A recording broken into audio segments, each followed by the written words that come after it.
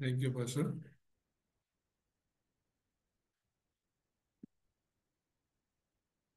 Join అయినటువంటి ప్రతి ఒక్క దైవ సేవకునికి యేసుక్రీస్తు పేరిట వందనాలు చెల్లిస్తున్నాను. వందనాలు పాస్టర్. వందనాలు. అనేక ఆ, రోజుల తర్వాత మరలా ఇలా కలుసుకున్నట్టుకు దేవుడు సమయాన్ని ఇచ్చాడు. మనం తరచుగా కలుసుకుందాం. వారానికి ఒక్క రోజు 1 గంట సేపు దేవునితో ఇలా ఈ యొక్క ట్రూ గాస్పెల్లో మనం గడుపుదాం. దేవుని నామానికి స్తోత్రం. సో గడిచిన మన క్లాస్ చూసినట్లయితే ఈ ప్రజలు ఈ లోకంలో ఉన్నవారు రక్షణ కోసం ఏం చేస్తున్నారు అనే దాన్ని చూసాం మనం. 4 రకాలైనటువంటి ఒక మనుషుల ప్రయత్నాలు సమస్యల నుండి బయటపడటానికి. యాక్చువల్లీ సమస్య ఏదని మనకి తెలియకుండానే దానికి పరిష్కారాన్ని కనుక్కోలేము. మొదట సమస్య ఏదని తెలియాలి, తర్వాతే పరిష్కారం. ఈ లోకంలో చాలా మంది ఆ, ఆ, దేవుళ్ళు గాను, స్వామీజీలు గాను, గురువులు గాను, పెద్ద పెద్ద నాయకులుగా జన్మించారు. కానీ వారికి అసలైన సమస్య ఏదో తెలియదు. వాళ్ళు అనుకున్న సమస్యలు వేరే, యాక్చువల్లీ ఉన్న సమస్యలు వేరు. కాబట్టి సమస్యల నుండి బయటపడటానికి వారు మతాల్ని ప్రారంభించారు. ఆ, ఇప్పుడు హిందూ మతం అనే ఒక మతం, ముస్లిం మతం, ఇస్లాం,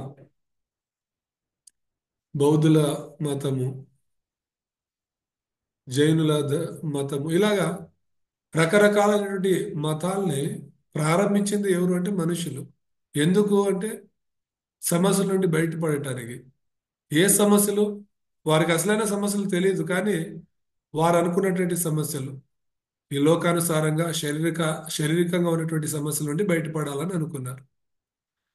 కాబట్టే ఈ మతం మంచిది, ఆ మతం మతం మంచిది అనుకుంటున్నారు, కానీ ఆ మతాలు ఎందుకు ఉన్నాయో తెలియదు వారికి. రెండోది మంచి పనులు చేస్తే మనకు మంచిది జరుగుతుంది. లోకస్తులు అన్యులు చెప్పేది అదే, మనం మంచిది చేస్తే మనకు మంచిది జరుగుతుంది అని. ప్రతి ఒక్కడు పాపినే ఈ లోకంలో. ఉమ్. మంచిది చేస్తే మంచిది జరుగుతుంది అని చేస్తున్నారు అంతే. కానీ సమస్యలు ఏదో వారికి తెలియదు. తత్వజ్ఞానం గురించి మనం చూస్తున్నాం. తత్వజ్ఞానం అంటే అది మనుషుల జ్ఞానము. గ్రీకులు చాలా జ్ఞానులుగా ఉండేవారు.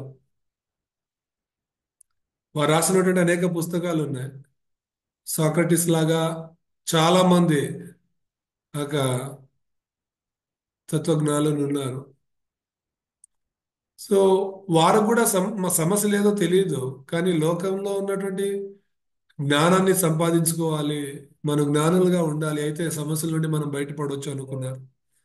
విజ్ఞానం, భవిష్యవాణి, ఇలాగా సమ సమస్యల నుండి బయటపడటానికి మనుషులు చేసుకున్నటువంటి మార్గాలు ఇవి అని చెప్పేసి గడిచిన క్లాస్లో మనం చూసాము.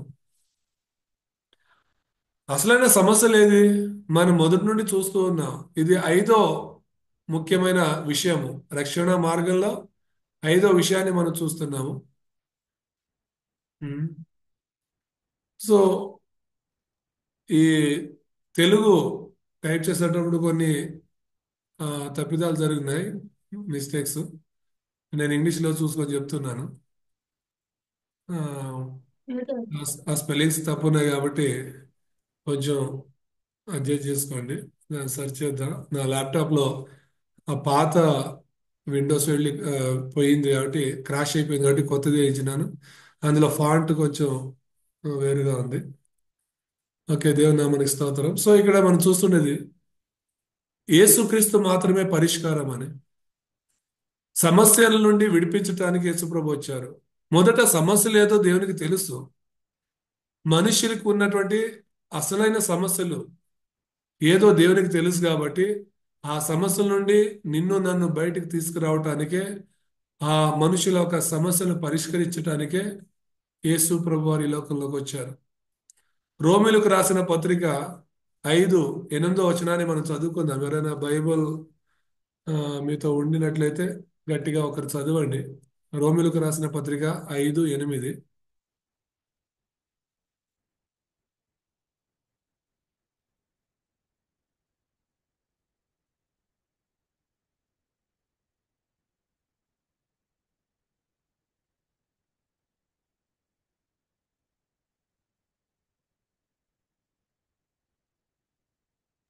రిపీట్ చేయండి. రోమిలకు రాసిన పత్రిక 5:8. ఎవరైనా ఒకరు నేను చెప్పే కొన్ని వచనాల్ని చదివి సహాయం చేయండి.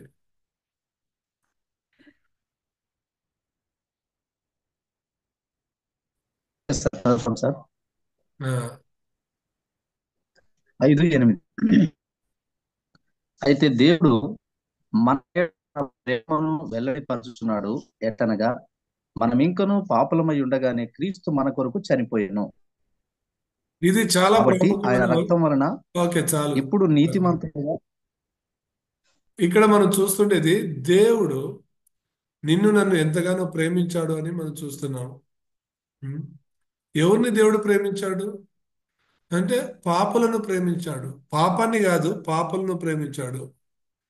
నువ్వు నేను దేవుని స్వరూపమందు సృజించబడిన వారము కాబట్టి, నువ్వు నేను దేవుని యొక్క జీవ వాయువుని పంచుకున్నాం కాబట్టి, నువ్వు నేను దేవుని యొక్క బలమును అధికారాన్ని పొందుకొని ఈ లోకంలో జీవిస్తున్నాం కాబట్టి ఆయన మనల్ని ప్రేమించాడు.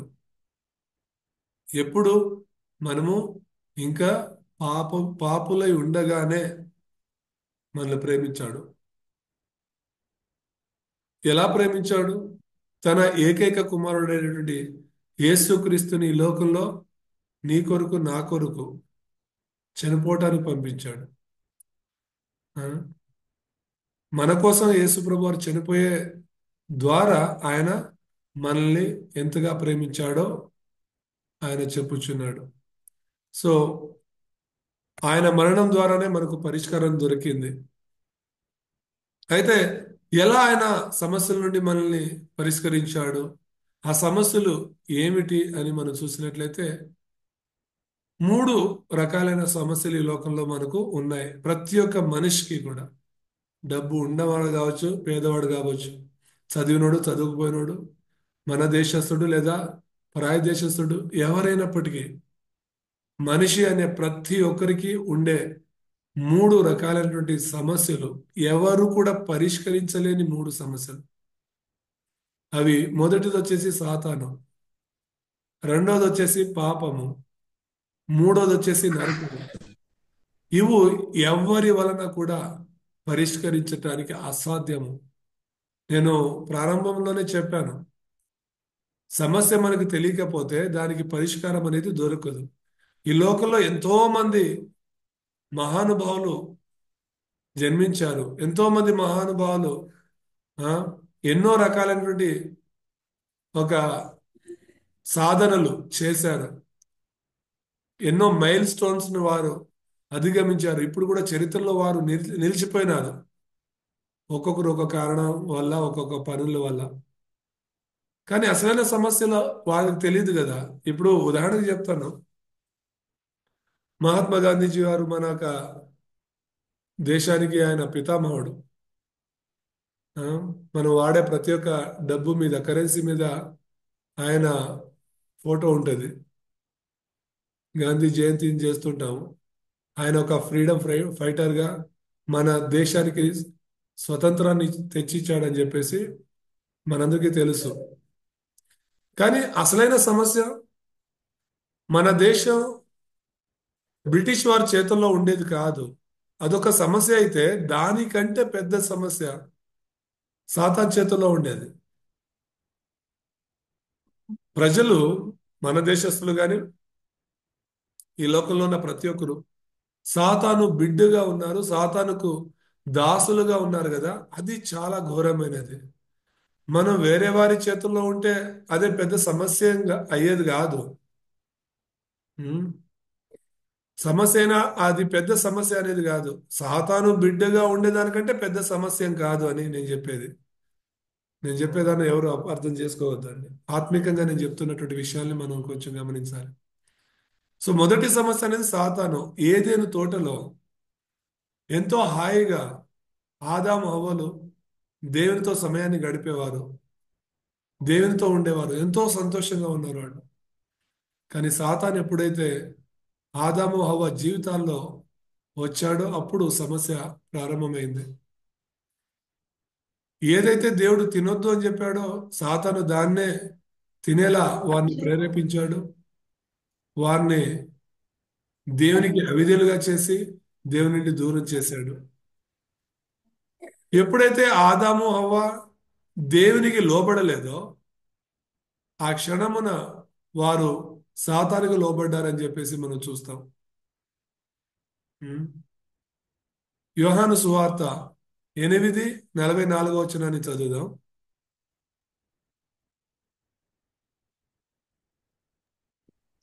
మీరు మీ తండ్రియగు అపవాది సంబంధులు, మీ తండ్రి దురాశలు నెరవేర్చగోరుచున్నారు. అది నుండి వాడు నరహంతకుడయుండి సత్యమందు నిలిచినవాడు కాడు. వాని యందు సత్యమే లేదు. వాడు అబద్ధమాడనప్పుడు తన స్వభావము అనుసరించియే మాట్లాడును. వాడు అబద్ధికుడును అబద్ధమునకు జనకుడునై ఉన్నాడు. సో ఇక్కడ వాక్యం చాలా స్పష్టంగా తెలియపరిచేది ఏంటంటే మీరు మీ తండ్రి యగు అపవాది సంబంధులు అని. మీ తండ్రి దురాశలు నెరవేర్చుట గోరుచున్నారని. ఆది నుండి వాడు నరహంతకుడై ఉన్నాడని. నరహంతకుడు ఎలాగయ్యాడు అంటే ఆత్మికంగా చంపేదాని గురించి ఇక్కడ మాట్లాడుతున్నాడు దేవుడు. ఆదాము హవ్వను వాడు చంపేశాడు ఆత్మికంగా. ఆత్మిక మరణం అనగానే దేవుని నుండి ఎడబాటుట, దేవుని నుండి దూరం అవ్వటం. సో ఆదాము హవ్వ దేవునితో ఉన్నప్పుడు వారు ఆత్మికంగా సజీవులుగా ఉండేవారు. ఎప్పుడైతే వారు పాపం చేశారో దేవుని నుండి దూరం అయిపోయారు. దేవుని నుండి దూరం అయిపోయారంటే మన ప్రాణం మన దేహం నుండి మన శరీరం నుండి దూరం అయితే ఎలాగైతే మనం చనిపోతామో అలాగా ఆదాము హవ్వలు దేవుని నుండి దూరమైన క్షణమున వారు ఆత్మికంగా చనిపోయారు. అందుకని ఇక్కడ సెలవిచ్చేది మీరు ఎవరికి సంబంధులయ్యారంటే అపవాదికి, సాతాను సంబంధులయ్యాం మనం. మనం దేవుని బిడ్డలము కదా, దేవుని స్వరూపంలో కదా మనం సృష్టించబడింది. కానీ సమస్య ఇక్కడ ఏది పెద్ద సమస్య అంటే దేవుని బిడ్డలుగా ఉండే మనము, దేవుని స్వరూపమందు ఉన్నటువంటి మనము సాతాను పిల్లలుగా మనం మారినాం కదా. అది చాలా పెద్ద సమస్య. దీన్ని ఎవరు కూడా పరిష్కరించలేరు. ఉం? దీన్ని ఎవరు కూడా పరిష్కరించలేరు. అందుకనే యేసు ప్రభు వారు నిజమైన రాజుగా ఈ లోకంలోకి వచ్చారు. నేను ముందే చెప్పాను 3 సమస్యలు ఏదంటే చాలా పెద్ద సమస్యలు, ఎవరు కూడా పరిష్కరించలేని సమస్యలు, సాతాను, పాపము, నరకము అని. సో యేసు ప్రభు వారు ఈ లోకంలో క్రీస్తుగా అభిషేకింపబడి వచ్చారు. క్రీస్తు అనగానే అభిషేకింపబడిన వారు. ఎందుకు ఆయన అభిషేకింపబడి ఈ యొక్క మెసేజ్ని మీరు చాలా బాగా అర్థం చేసుకోవాలి. ట్రూ గాస్పెల్ అనగానే ముఖ్యమైన ఒక పోర్షన్ ఇది. దీన్ని మీరు అర్థం చేసుకోగలిగితే బైబిల్ మొత్తం మీకు అర్థమవుతుంది. ఆ? సో యేసు ప్రభు వారు నిజమైన రాజు, నిజమైన యాజకుడు, నిజమైన ప్రవక్త. ఈ 3 విషయాల కొరకే ఆయన క్రీస్తుగా అభిషేకింపబడ్డాడు. ఈరోజు వాక్యం కూడా ఆ, ప్రతిరోజు ప్రొద్దున్నే 6:30 నుండి 7 గంటల వరకు కాన్ఫరెన్స్ కాల్లో ప్రేయర్ ఉంటుంది.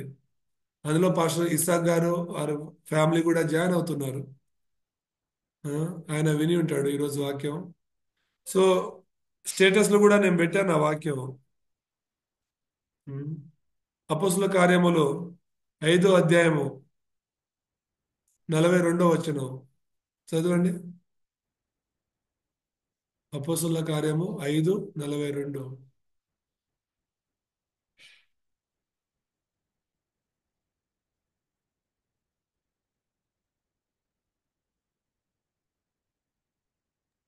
ప్రతిదినము దేవాలయములోను ఇంటింటను మానక బోధించుచు యేసే క్రీస్తని ప్రకటించుచుండిరి. ఏమని ప్రకటించారు వాళ్ళు? యేసే క్రీస్తు అని ప్రకటించారు. యేసు ఎవరు? క్రీస్తు. సో దాని అర్థం మనం తెలుసుకోవాలి. ఈరోజు ఒక ఇస్రాయల్ దేశము నాశనం అవటానికి, సమస్యల్లో ఉండటానికి కారణం వారికి ఇంకా యేసువే క్రీస్తు అని తెలియదు. వారు దాన్ని అంగీకరించట్లేదు. మెస్సియా అనే వారు ఇంకా వస్తారు, మన కోసం ఆయన మరలా వస్తారని ఎదురు చూస్తున్నారు. కానీ ఈ 2000 సంవత్సరాల వెనుక వచ్చినటువంటి ఈ యేసే క్రీస్తు అని వారికి తెలియదు. ఇప్పుడు మనం చదువుకున్నటువంటి వచనము అది ఆది అపోస్తలులు బోధించినటువంటి సత్యము. యేసు ప్రభు వారి 12 మంది అపోస్తలులు బోధించినటువంటి బోధ ఇది. కానీ ఇశ్రాయేలు వారు అంగీకరించలేదు. ఇప్పటికి కూడా ఇశ్రాయేలీలు కేవలము మోషే రాసినటువంటి ఆ లా అనేమంటాము మనం, ధర్మశాస్త్రము, దాన్ని మాత్రమే పాటిస్తున్నారు. అందులోనూ మూడు మూడు రకాలైనటువంటి పుస్తకాలని వాళ్ళు ఫాలో అవుతుంటారు. ఒకటి ధర్మశాస్త్ర గ్రంథము, మోషే రాసినటువంటిది. రెండోది టాల్మడ్ అంటారు, ఆ టాల్మడ్ అనే ఒక పుస్తకం.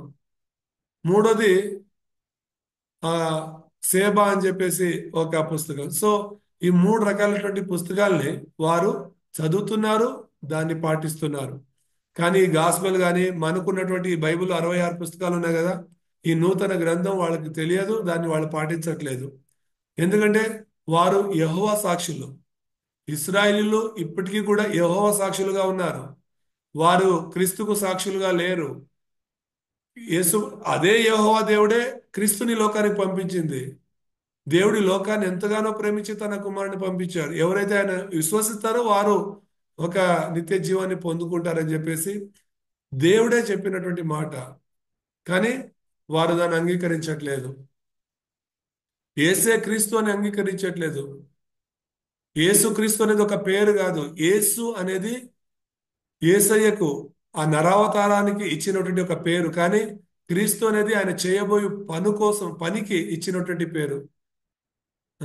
ఇప్పుడు ఒక సేవకుడు, సంఘ కాపరి లేదా సేవకుడు అనేది నువ్వు చేసే పనికి ఇచ్చినటువంటి పేరు, నీ పేరు కాదు అది. నీకంటూ ఒక పేరు ఉంది. ఇప్పుడు ఇసాక్ అంటే ఇసాక్ అనేది ఆయనకి పెట్టబడినటువంటి పేరు, ఆయన చేసే పనికి పెట్టినటువంటి పేరు కాదు. పాస్టర్ అనేది ఆయన చేస్తున్నటువంటి పనికి ఇచ్చినటువంటి పేరు. సో యేసు అనేది ఆయనకి ఇచ్చినటువంటి పేరు, కానీ క్రీస్తు అనేది ఆయన చేయబోయే పనికి ఇచ్చినటువంటి పేరు. అది క్రీస్తు అనేవారు ఒక్కరే ఉన్నారు ఈ లోకంలో. దేవుని నామానికి స్తోత్రం కలుగును గాక. యేసు అని చాలా మంది పేరు పెట్టుకోవచ్చు, కానీ క్రీస్తు అనేవారు ఒక్కరే ఉండేది. ఎందుకంటే క్రీస్తు అనేవారు దేవుని నుండి అభిషేకింపబడినవారు. క్రీస్తు అనగానే, మెస్సి అనగానే అభిషేకించబడినవాడు. కాబట్టి ఎందుకని అభిషేకింపబడ్డాడు అంటే రాజుగా ఆయన అభిషేకింపబడ్డాడు. రాజుగా యేసు ప్రభు వారు ఏం చేశారు? నిజమైన రాజు అంటాం. బైబిల్లో ముగ్గురిని మాత్రమే అభిషేకించేవారు. నూనెని తల మీద పోసి రాజుగా, యాజకునిగా, ప్రవక్తగా అభిషేకించేవారు. ఈ ముగ్గురిని మాత్రమే బైబిల్లో పాత నిబంధన గ్రంథంలో అభిషేకించినట్టు ఉంది. వేరే ఎవరిని కూడా నూనెతో అభిషేకించేవారు కాదు. ఎందుకంటే ఈ 3 ఉద్యోగములు యేసు ప్రభు వారికి నీడగా ఉన్నాయి. యేసు ప్రభు వారి ఈ లోకంలో నిజమైన రాజుగా రావాల్సి ఉండేది, యాజకునిగా రావాల్సి ఉండేది, ప్రవక్తగా రావాల్సి ఉండేది. కాబట్టి ఇవన్నీ కూడా ఒక మర్మముగా, ఒక రహస్యముగా పాత నిబంధన గ్రంథంలో ఉన్నాయి. దేవనామానికి స్తోత్రం కలుగును గాక. ఒక రాజు ఆయన ఒక పని ఏంది అంటే శత్రువుని సంహరించటం, ఆయన బలాన్ని నాశనము చేయటం. అలాగైతే యేసు ప్రభు వారు ఏం చేశారు? నేను చెప్పాను, మానవాళికి ఉన్నటువంటి మొదటి సమస్య సాతాను. అందుకనే 1 యోహాను 3:8 మనం చదువుకుందాం. ఆ 1 యోహాను 3:8లో దేవుడు చాలా చక్కగా సెలవిస్తున్నాడు ఆయన ఎందుకు ఈ లోకంలోకి వచ్చాడని. అపవాది మొదట నుండి పాపము చేయుచున్నాడు గనుక పాపము చేయువాడు అపవాది సంబంధి, అపవాది యొక్క క్రియలను లయపరుచుటకే దేవుని కుమారుడు ప్రత్యక్షమాయెను. ఎందుకు యేసు ప్రభు వారి ఈ లోకంలో ప్రత్యక్షమయ్యారు అంటే అపవాది పనులను నాశనం చేయుటకు, సాతాను పనులను నాశనం చేయుటకే యేసు ప్రభు వారి ఈ లోకంలో ప్రత్యక్షమయ్యారు. ఇది ఈ మాట ఎక్కడైనా మనం విన్నామా, చదివామా? ఏ ఒక్క మనిషి అయినా లేదా ఏ ఒక్క దేవుడైనా, ఈ లోకంలో జన్మించిన ఏ ఒక్క దేవుడైనా, ఆ ఏ ఒక్క యుగ పురుషులని చాలా మందిని పిలుస్తుంటాం కదా, చరిత్రలో చాలా మంది ఉన్నారు కదా. సాతాను మీద పోరాడిన వాడు, సాతాను పనులను లయం చేసిన వాడు ఎవరైనా ఉన్నారా అంటే ఎవరు లేరు. మనుషుల మీద యుద్ధం చేసిన వాళ్ళు ఉన్నారు, దేశాల మీద, రాజ్యాల మీద యుద్ధాలు చేసిన వారు ఉన్నారు, సాహసాలు చేసిన వారు ఉన్నారు, లేదని చెప్పట్లేదు. కానీ సాతాను మీద యుద్ధం చేసిన వారు ఎవరైనా ఉన్నారా అంటే ఎవరు లేరు. అసలైన శత్రు ఎవరు అంటే సాతాను. మనం మనుషుల మీద పోరాడుచున్నా కానీ మనుషులతో కాదు మనం పోరాడాల్సింది. మన పోరాటం సాతానుతో, దుష్ట శక్తులతో. అలాంటిది యేసుప్రభు వారి లోకంలోకి వచ్చి సాతాను మీద యుద్ధం చేశాడు. ఆది కాండంలో 3:15 చెప్పినట్టుగానే ఇక స్త్రీ సంతానమైనటువంటి యేసుప్రభు వారు ఈ లోకంలోకి వచ్చి ఆ యొక్క సర్పపు తలను ఆయన తొక్కేశాడు. ఆ యొక్క బలమును, అధికారమును, సాతాను యొక్క బలమును, అధికారమును కృంగదీశాడని చెప్పేసి మనం చూస్తున్నాం. కాబట్టి ఆయన నిజమైన క్రీస్తు. యేసే క్రీస్తు అని ఎందుకు మనం అంటున్నామో, అపోస్తలులు ఎందుకు యేసే క్రీస్తు అని ప్రకటించారో మనం అర్థం చేసుకోవాలి. సాతాను పనులు లయం చేసినటువంటి ఆ క్రీస్తుని మనం నమ్ముచున్నాం. అందుకని ఎవరైతే యేసుప్రభు నమ్ముకున్నారో వారి జీవితంలో సాతాను ఏ పని కూడా చేయడు, వారికి ఏ ఆటంకం కలిగించడు. కారణం యేసుప్రభు వారు రాజుగా మన హృదయాల్లో ఉన్నాడు కాబట్టి, ఆ రాజు పిల్లలుగా మనం ఉన్నాం కాబట్టి దేవుని నామానికి స్తోత్రం కలుగును గాక. రెండో సమస్య ఏంటి? పాపము. ఎవరు కూడా వారి వారి పాపాల నుండి వారు విడిపించుకోలేదు. ఇప్పుడు బుద్ధుడు ఉన్నాడు, గౌతమ బుద్ధుడు. ఆయన ఒక బుద్ధిజం అనే ఒక ధర్మాన్ని స్థాపించాడు. చాలా మంది అనుయాయకులు ఉన్నారు, ఫాలోవర్స్ ఉన్నారు. ప్రపంచమంతటా చాలా బలంగా చాలా మంది ఆ యొక్క మతంలోకి వెళ్ళుచున్నారు. మన కాన్స్టిట్యూషన్ రాసినటువంటి అంబేద్కర్ కూడా సరిసుమారుగా 10 లక్షల మంది జనాభాతో ఒకేసారి ఆ యొక్క బౌద్ధిజాన్ని స్వీకరించారని చెప్పేసి మనం చూస్తాం. అది చాలా బాగా వేగంగా పెరుగుతున్నటువంటి ఒక మతం. ఏం చెప్పదలుచుకున్నానంటే ఆ యొక్క గౌతమ బుద్ధుడికి కూడా పాపం నుండి బయటపడటానికి అవ్వలేదు. యాక్చువల్లీ ఆయన సాతాను గురించి ఎక్కడ ప్రస్తావించలేదు, పాపం గురించి, నరకం గురించి ఏది మాట్లాడలేదు. ఆయన చనిపోయే ముందు కూడా చెప్పినటువంటి మాట ఏంటంటే, నేను నిజమైన దేవుణ్ణి తెలుసుకోలేకపోయాను అని. ఎవరు నిజమైన దేవుడో నేను తెలుసుకోలేకపోయానని. ఈరోజు బుద్ధుడని ఆయనకి జ్ఞానోదయం అయిందని చెప్పేసి మనం మాట్లాడతాం. ఆయన్ని నేను కించపరచట్లేదు, కానీ ఒక మనిషిగా ఆయన చెప్పినటువంటి మాటలు ఉన్నటువంటి మాటలనే చెప్తున్నాను. ఆ బుద్ధిజంలో ఉన్నటువంటి టీచింగ్స్ చాలా బాగుంటాయి. ఒక మనిషి ఎలా జీవించాలో చాలా బాగా టీచ్ చేశాడు.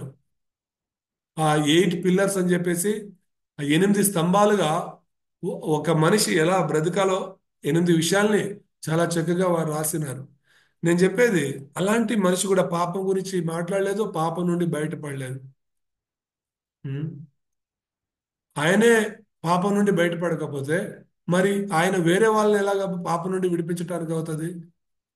అసాధ్యం అది. రోములకు రాసిన పత్రిక 3:23 చాలా చక్కగా సెలవిస్తుంది. చదువుదాం. అందరూ పాపము చేసి దేవుడు అనుగ్రహించు మహిమను పొందలేకపోవచ్చున్నారు. కాబట్టి నమ్మువారు ఆయన కృపచేతనే క్రీస్తు యేసునందలి విమోచనము ద్వారా ఉచితముగా నీతిమంతులమని తీర్చబడుచున్నారు. సో ప్రతి ఒక్కరూ పాపులే అని వాక్యం సెలవిస్తుంది. ప్రతి ఒక్కరూ పాపులే. నీతి అది రోమిలకు రాసిన పత్రిక 3:10 సెలవిస్తుంది. నీతిమంతుడు లేడు, ఒక్కడు కూడా లేడు అని చెప్పేసి. అంటే ఈ లోకంలో ఉన్న ఎవ్వరు కూడా నీతిమంతులు గారు. భూమి మీద జన్మించిన ప్రతి ఒక్కరు కూడా సాతాను పిల్లలే. ఈ భూమి మీద జన్మించిన ప్రతి ఒక్క మనిషి పాపియే. కాబట్టి నీతిమంతుడు ఎవరు లేరు. యేసు ప్రభు వారు మాత్రమే నీతివంతుడు, పరిశుద్ధుడు. ఎందుకంటే ఆయన జన్మించే ముందు ఆయన దేవుడు, ఆయన నీతిమంతుడు. జన్మించిన తర్వాత కూడా ఏ ఒక్క పాపం కూడా ఆయనలో లేకపోయాయి. కాబట్టి యేసు ప్రభు వారు పాపము లేనివాడిగా పరిశుద్ధుడిగా ఈ లోకంలోకి వచ్చి పాపము లేదా పాపులుగా ఉండే మనల్ని రక్షించాడని చెప్పేసి చూస్తున్నాం. యేసు ప్రభు వారు ఎందుకు ఈ లోకంలో వచ్చారు, ఎందుకు తన ప్రాణాన్ని మన కోసం ఇచ్చారు అని చూసినట్లయితే ఆయన నిజంగా మన కోసం మనల్ని రక్షించటానికి, పాపము నుండి విమోచించటానికి. దేవుని నామానికి మహిమ కలుగుగాక. రోమిలకు రాసిన పత్రిక 8:2 చదువుకుందాం.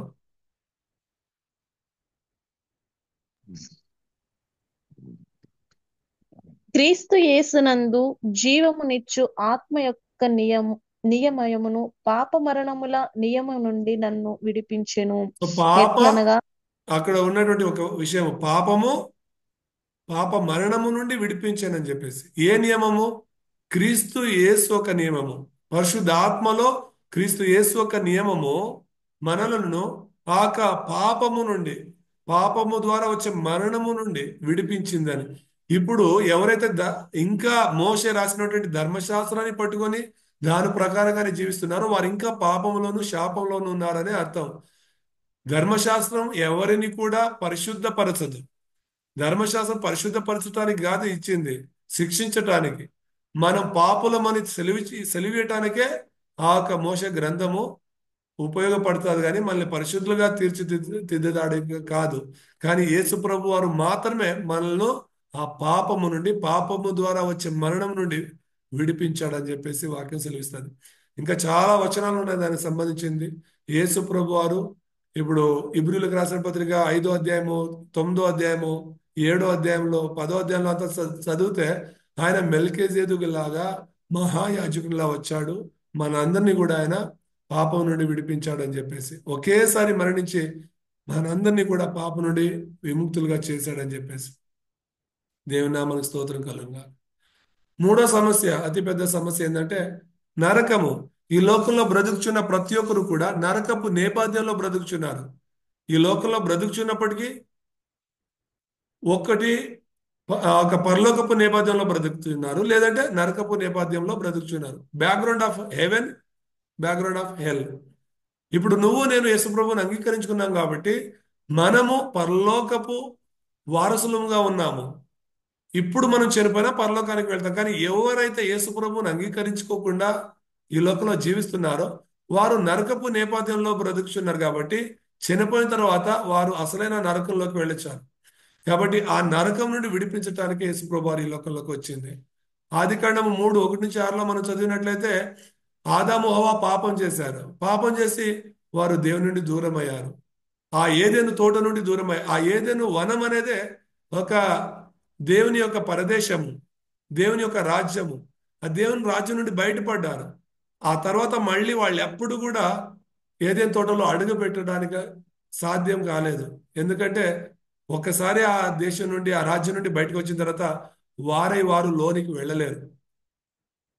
ఎవరైనా ఆ రాజ్యం నుండి వచ్చి తీసుకెళ్ళాలి. అందుకనే యేసుప్రభువు వారు చెప్పారు, నేను నా తండ్రి నుండి వస్తున్నాను, పరలోక రాజ్యం నుండి వస్తున్నాను, నా ద్వారా తప్ప మీరు ఎవరు ఆయన ఎద్దుకు రాలేరని చెప్పేసి వాక్యంలో చూస్తాం మనం. యోహాను రాసిన పత్రిక 14వ అధ్యాయంలో 6వ వచనాన్ని మనం చూసినట్లయితే, నేనే మార్గము, సత్యము, జీవము, నా ద్వారా తప్ప ఎవరు కూడా తండ్రి దగ్గరికి రాలేడని చెప్పేసి. సో ఈరోజు నువ్వు నేను తండ్రి దగ్గరికి వెళ్ళాలన్నా, పరలోక రాజ్యంలో మనం వారసులుగా ఉండాలన్నా యేసుప్రభు మాత్రమే మార్గము. దేవుని నామానికి స్తోత్రం కలుగును గాక. సో యేసుప్రభు వారు నిజమైన క్రీస్తుగా ఈ లోకంలోకి వచ్చి రాజు, యాజకుడు, ప్రవక్త చేయాల్సినటువంటి పనులను ఆయన పూర్తి చేశాడు. సాతాను బలాన్ని నాశనం చేశాడు, పాపాన్ని పరిష్కరించాడు, నరకపు నుండి విడిపించి మనకు పరలోకపు మార్గాన్ని తెరిచాడు. కాబట్టే ఆయన క్రీస్తుగా ఈ లోకంలో ఉన్నాడు. అందుకనే యేసే క్రీస్తుగా మనం తెలుసుకుంటున్నాం. ఇలా విశ్వసించడం చాలా ముఖ్యం. యేసు నిజమైన క్రీస్తుగా ఆయన ఈ లోకంలో అభిషేకింపబడి వచ్చాడు. ఆయన నిజమైన రాజు, యాజకుడు, ప్రవక్త యొక్క పని చేసి మనకున్నటువంటి అసలైన సమస్యల నుండి మనకు విడిపించాడు. దేవుని నామమునకు స్తోత్రం కలుగును గాక. సో నెక్స్ట్ వీక్ మనము దేవుడు చేసినట్టు వాగ్దానం ఏంటి, అది ఎలా నెరవేరింది, దాన్ని ఎలా మనం విశ్వసించాలనే దాని గురించి మనం చూద్దాం. ఈ వాక్యం నుండి దేవుడు మనల్ని దీవించును గాక. సమయం అయిపోతుంది. మనలో ఐజాక్ పాస్టర్ ప్రార్థన చేసి ముగిస్తాడు. ప్రార్థన చేసుకుందాం. మహాగణడా నీకు వందనాలు చెల్లిస్తుంటున్నామయ్యా. ఇక ప్రభువా, ఈ 2025లో మరి మొదటిసారిగా మేమందరం కూడి ఇక ట్రూ గాస్పెల్ ద్వారా ప్రభువా దైవజనులందరూ కూడి ఒక మంచి ప్రభు వార్తను మేము నేర్చుకుంటూ ఇచ్చినటువంటి సమయాన్ని బట్టి నీకు వందనాలు ప్రభా. రాజుగాను ప్రభా, మరలా ప్రభు ప్రవక్తగాను ప్రభా, మరి 3 విషయాలు కూడా మాకు ఎంతగానో లోతైన మర్మాలు మాకు నేర్పించుంటున్నావు. ఇక గాస్పెల్ ప్రభు అనేకమైనటువంటి గ్రామాలకు వెళ్ళి మేము సువార్తను ప్రకటించుటకు నీకు కృప చూపించమని ప్రార్థన చేస్తుంటున్నాం. బోధిస్తున్నటువంటి పాస్టర్ సైమన్ గారిని, కూడి వచ్చిన దేవాలందరినీ కూడా నువ్వు దీవించి ఆస్వాదించి నువ్వు కృపలో వాడుకుంటామని, మరలా తిరిగి ప్రభు వచ్చి వారం కలుసుటం నీ కృప అనుగ్రహించమని యేసు నామములో వేడుకుంటున్నాం తండ్రి. ఆమేన్. ఆమేన్.